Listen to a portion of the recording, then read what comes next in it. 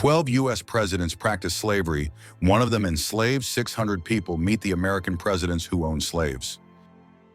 After 187 years, a statue of America's third president, Thomas Jefferson, was removed from a government building in New York City. The reason? He owned more than 600 slaves during his lifetime. The vote to remove the statue was unanimous, according to CNN. But was Jefferson the only U.S. president who owned slaves? The answer is no. In fact, at least 12 U.S. presidents were known to have owned enslaved people, including George Washington, Andrew Jackson, and James Madison. Jefferson was one of the largest slaveholders among them, but far from the only one. American presidents who owned slaves. In fact, no fewer than 12 U.S. presidents, nearly a quarter of all American presidents, enslaved people during their lifetimes. Among them, 8 did so while serving in office, while the others practiced slavery on their private estates, according to the White House website. First, George Washington, 1789 to 1797. The first U.S. president enslaved people for most of his life, beginning at the age of 11, when he inherited 10 enslaved farm workers after his father's death. Throughout his life, Washington relied on a diverse enslaved workforce. By 1774, 119 enslaved individuals were working and living at his Mount Vernon estate. By 1799, after his presidency, that number had grown to 317 enslaved people at Mount Vernon. His wife, Martha Washington, had also inherited additional enslaved individuals. For most of the 8 years Washington served as president, the federal government was based in Philadelphia. To circumvent a Pennsylvania law that granted enslaved people freedom after 6 months of residence, Washington rotated them in and out of the state to avoid meeting the legal threshold. However, upon Washington's death, he ordered the emancipation of his enslaved workers in his will. Still, this did not end slavery at the estate. Martha Washington retained control over several enslaved people and did not free them until 2 years later. Second, Thomas Jefferson, 1801 to 1809. Jefferson owned more than 600 enslaved people over the course of his lifetime, according to Statista. At his Monticello plantation, around 100 enslaved individuals lived and worked at any given time. They were employed in agriculture, gardening, and were even trained to prepare the fine French cuisine Jefferson favored. 3. James Madison, 1809 to 1817. The fourth U.S. president was born into a Virginia family that enslaved laborers. One of his enslaved workers, Paul Jennings, lived and worked in the White House as a teenager. Decades later, Jennings published a short book that is considered the first memoir of life inside the White House. 4. James Monroe, 1817 to 1825. James Monroe grew up on a tobacco plantation in Virginia, surrounded by enslaved people who worked the land. He inherited an enslaved man named Ralph from his father and later owned around 30 enslaved workers on his own estate. Monroe believed that colonization and the relocation of formerly enslaved people outside the United States would be the ultimate solution to the issue of slavery. 5. Andrew Jackson, 1829 to 1837. During the 4 years John Quincy Adams lived in the White House, no enslaved people resided on the property. That changed when Andrew Jackson took office in March 1829. Jackson had no qualms about slavery. His business dealings in the 1790s and early 1800s included participation in the slave trade, a fact later brought up by his opponents during his political campaigns in the 1820s. 6. Martin Van Buren, 1837 to 1841.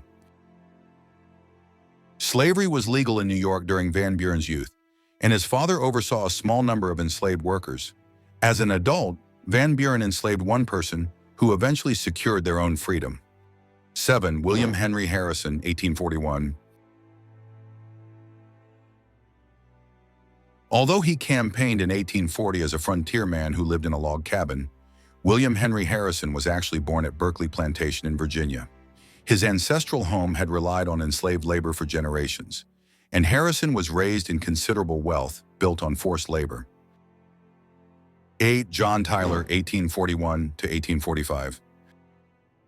Tyler assumed the presidency after Harrison's death and was a striking example of contradiction. A man who claimed slavery was a moral evil, yet practiced it daily. During his presidency, he enslaved around 70 people who worked on his Virginia estate.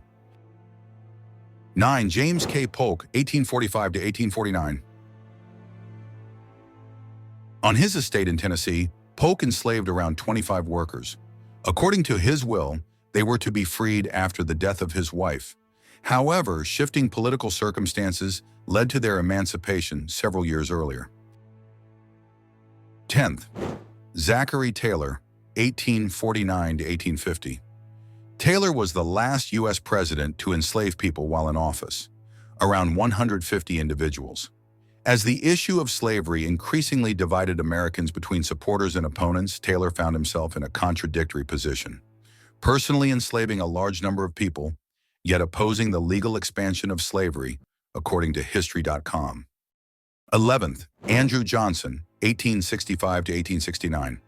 Johnson owned a small number of enslaved individuals and supported James K. Polk's pro-slavery policies. As military governor of Tennessee, he persuaded Abraham Lincoln to exempt the state from the Emancipation Proclamation. Eventually, Johnson freed all of his personal slaves on August 8, 1863. On October 24, 1864, he formally emancipated all enslaved people in Tennessee. 12th. Ulysses S. Grant, 1869 to 1877. Although he later served as a Union general during the Civil War, Grant's wife, Julia, controlled 4 enslaved individuals during the conflict, an inheritance from her father. Under the Emancipation Proclamation of 1863, she chose to free them at that time, even though the proclamation did not apply to Missouri.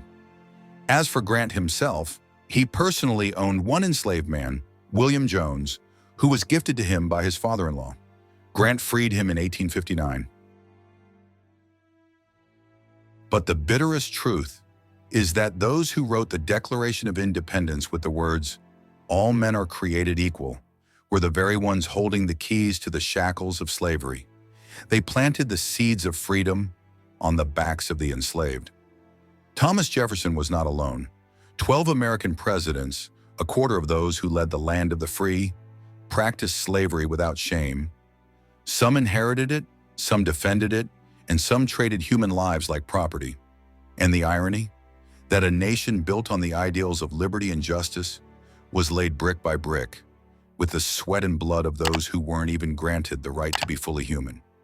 Statues may fall, but history cannot be erased. It remains, witness to the glaring contrast between shining words and the shadows they left behind.